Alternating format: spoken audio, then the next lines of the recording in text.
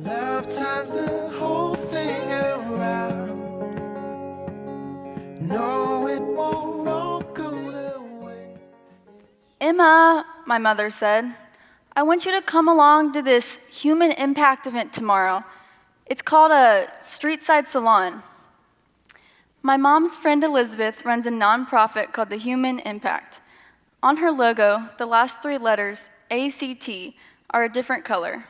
She feels called to the homeless, so she acts to organize and plan different volunteer events for the purpose of meeting needs and building relationships. This was 3 years ago. I was 16 and totally accustomed to being dragged along to volunteer with my mom, so I agreed to go. From our pruned corner yard burrowed with several vehicles, we journeyed south of downtown to an area of the Dallas map I was not familiar with. On one corner sat a dilapidated house, its windows boarded. Watching over the house was a large, unkempt oak tree, and directly across the street, in an overgrown, litter-infested field, the street-side salon we had come for. There were tents set up against the shoddy fence, with people's belongings heaped and scattered all around it. As someone who has an eye for beauty, I couldn't detect it here. It looked to me like the epitome of poverty. Stylists were setting up chairs, pulling out shears, and cutting hair for the homeless residents. Seeing this salon for the first time was jarring, like stumbling upon a string quartet playing beside a garbage dump. The closer I got to approaching the field, the more I withdrew. This wasn't my element, and my mood was affected. Everyone was a stranger, and I felt incapable of reaching out. As I crossed the field, an African-American woman in a wheelchair was clapping and waving.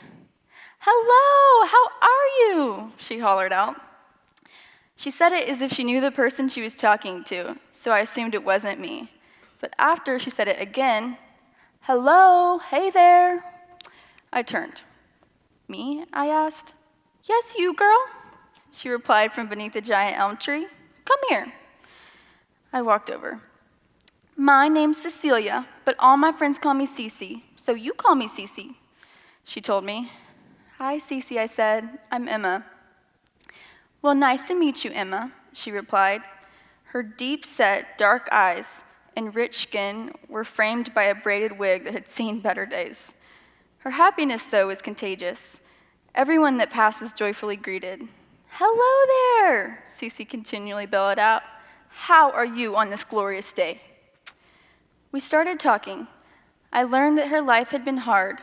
Her mother had her when she was just a teenager, but her mother abused her, and then she became a teen mom herself, suffering with depression, multiple disabilities, and a lifetime of rejection. She lived in a tent under the highway. "I'm a poet," she said, reciting some spoken word from memory. Her tone was strong, her lyrical words full of rhythm. "I've even won some awards. Want to see my poems?" she asked. She pulled out a satchel stuffed with paper. The edges were tattered, and the words were fading away. I watched her rifling through these scraps, reading this one and that one, the date and time scribbled in the top corner of each. I thought of Elizabeth's mission, to act. "Cece," I said, "if you want, I could type those up for you and maybe put them in a binder. They'd be in better shape that way." She looked up, her eyes fixed on me in silence. Then she uttered with surprise, "You would do that for me?" "Yes," I said, nodding, and she smiled. Elizabeth later told me that other volunteers had actually offered to type up Cece's poems before, but she always said no. "I don't trust them," she'd say.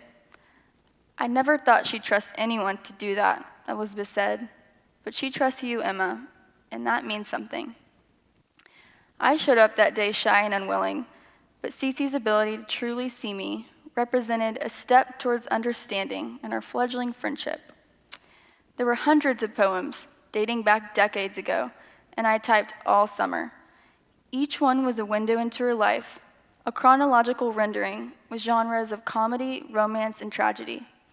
Through her vulnerability and bravery, I felt connected, like our relationship was strengthening via Microsoft Word. By September, I was finished. My mom and I went to Kinko's to have the poem spiral bound into a book because the next Street Side Salon was in 3 days. I could not wait to present Cece with her book. But we learned that she would not be there. Elizabeth relayed the news that she had gotten into a fight with her boyfriend. In self-defense, she stabbed him. Cece's in jail, my mother explained as we stood in our kitchen. The words processed in my brain, and I felt an overwhelming sense of empathy. I knew what I wanted to do. Can we bring her the book in jail? I asked. My mother paused before replying. Sure, we can do that.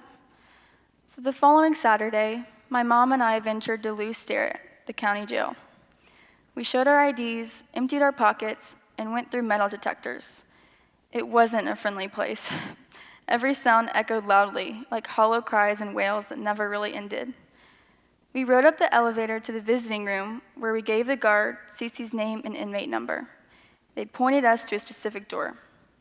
She'll be on the other side of the glass in there, the guard said flatly. We pushed through the steel door into a small room divided by a giant pane of glass, and on it, a small opening to talk through. In my hands, I clutched Cece's poems tightly and anxiously stared at the door on the other side. I swear, time stood still in those moments. Finally, the heavy door creaked open, and from behind it, Cece's face appeared, already covered in tears. Emma, she kept repeating, shaking her head in disbelief. Homeless and locked away, she had no expectation of anyone visiting. Until that moment, she'd essentially been invisible. This was my chance to see her like the way she first saw me. My own tears came hard and fast, streaming down my face in a torrent. Yes, Cece, look, I sobbed, holding up her book. I finished her book. I watched Cece place her hand up against the glass, her fingers outstretched. Trying to catch my breath, I raised up my right hand and lined it up with hers. Finger to finger, palm to palm, human to human. Together, we wept. We were not just a homeless woman of scars and a teenage girl of affluence. Transparency and vulnerability bridged our outward differences. No matter where we came from or had been, we were two souls bound by our humanity. I went with my mother that first Saturday thinking I'm better off. So I'm just going to help people who are less fortunate. And I did, but I realized a vital part of my personal journey lies in connecting with people through depth, authenticity, and raw emotions. After graduating high school, I decided to take a year off for more of this experience. At a shelter in Denver, I connected with homeless people of various origins, yet uniformly undaunted by vulnerability and brokenness. I later traveled to the Middle East, where I heard on both the Israeli and Palestinian side how each person has a story and how empathy entwines everyone's. And in Rwanda, I heard accounts of forgiveness and reconciliation after enduring unimaginable trauma and loss during the genocide. But no matter where I've been, at home or abroad, I've found that every person I met, conversation I had, story I heard, became a part of my own story. And these opportunities that abound in our day-to-day lives are what have the power to connect us, even if we're spread all over the map.